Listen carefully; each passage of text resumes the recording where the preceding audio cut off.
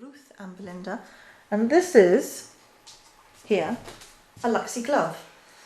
Now for some reason, as you can see, there is only one. And the reason is because I think I may have left the other one in our dispatch department. Because of course all our designs are held in our warehouse. So I have gone and brought the ones that I needed, and I have obviously inadvertently, by mistake, being an nincompoop, left the other one. But, however, I only need one to explain to you how it's done, because strangely enough, they're both the same. Sparky.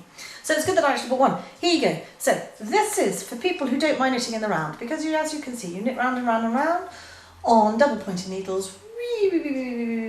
I was rather pleased with this, if you can see. I've got the cable to fit rather nicely around the thumb. Yeah, rather neatly, rather nifty, I thought, rather nifty.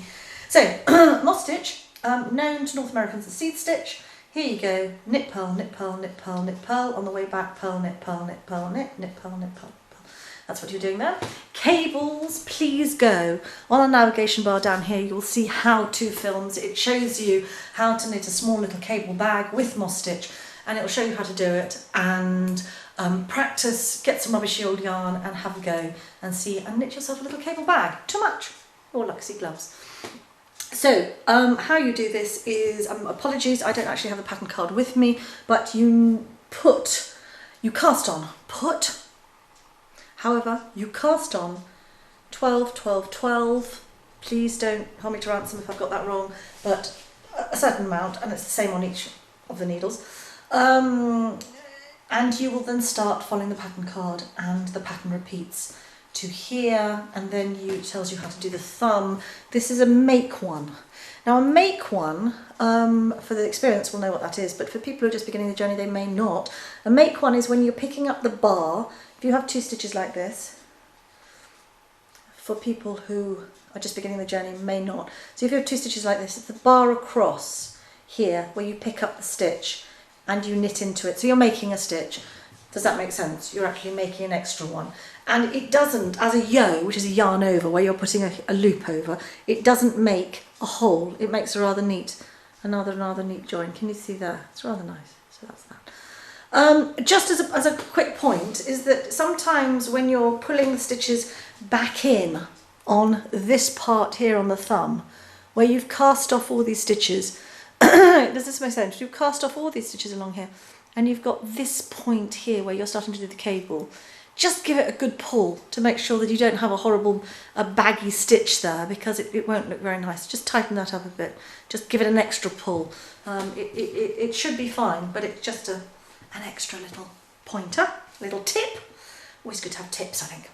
So to make knitting more enjoyable, and you have a more beautifully finished piece of work, which is obviously important because knitting takes time, which I love actually, because I'm quite a speedy person. Have you noticed? Speedy, but it does actually slow me down, which means that I have a chance to just calm down a bit, which is rather nice. Anyway, and working out all the maths. Oh my goodness, I didn't know knitting was maths, but it is, a lot of it. My husband actually has a maths degree, so it's really, really good, because he's a software developer, so I can shout to him and say, Alan, what's 27 into 52, and how many times is 100 go to blah, and is 16 divisible by anything, and can you read it? And if I have 22 stitches, and he was very good, marvellous. Behind every brilliant knitter, have a husband with a maths degree. Not that I'm a brilliant knitter, but I'm getting better. No, I am quite good actually, I'm going to take that back. I'm quite good, and I'm quite adventurous, and I think I'm quite brave. And I don't mind dropping stitches, and I'll pick stitches up, and if I go wrong I'll drop it back and I'll have a go. Do you know what I mean? I think it's all about that. I think it's about having a go. Having a go. And if you get really brave, you can start making up things too. It's good fun. Not too difficult. I try not to make my things too difficult, because you want people to be able to knit them and enjoy them. So there you go.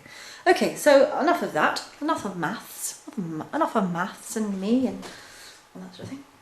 So, blah blah blah, to here.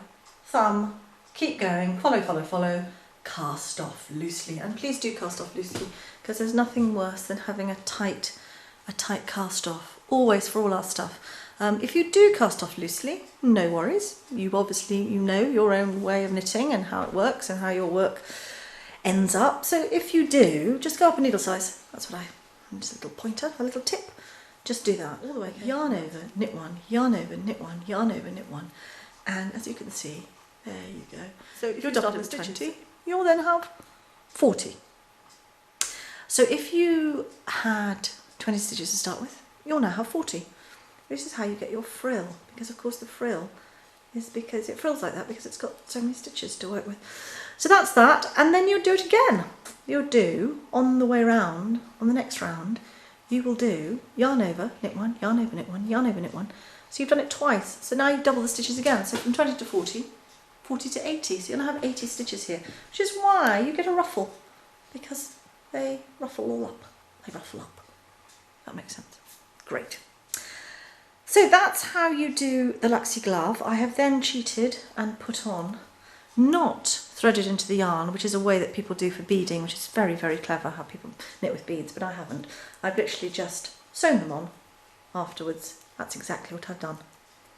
Okay, I really have done that. So that's nice and simple. And then you have a glove, and imagine they're two, but it is in the warehouse. So two. Exactly the same, interchangeable, ambidextrous, either or, all change, all good, and that's how you do it.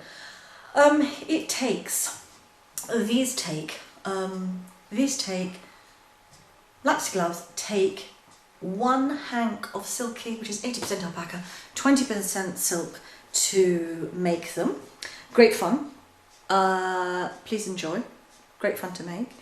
And you can knit 3 gloves out of them. So you will have a pair and an extra one, which is actually very good in case you lose them. Or, which is what some Bite Sparky people do, they buy 2 hanks and they have 3 pairs. Or, another idea, is instead of, as you can see here, you've got the pattern repeat twice. On the card, do it twice more, and you'll come down here, if you see what I mean. So you're making this slightly longer. Or, like the frilly, stay there, like these wonderful ones called the frilly la-las. Can you see, they've got 2 ruffles on the end. You could do the same. You could put two ruffles on the end, like this. But if you don't want to, that's absolutely fine. And you can make them, here you go. And you've got your fingers free to play, to do, to sort, and all sorts of things. So that's that. That's how you do it. So this is the Luxy glove. Takes 1 knot of Silky. You can buy it down here. You can download the pattern. You can buy the yarn down here, or you can go and have a look at our other yarn, and it's on the navigation bar just to my left. Or is that to my right? So sorry, I don't know. I don't know where you are. Oh, I think it's anyway on the navigation bar. I think it's down here. Go and have a look at our other yarn. Luxy glove. Super.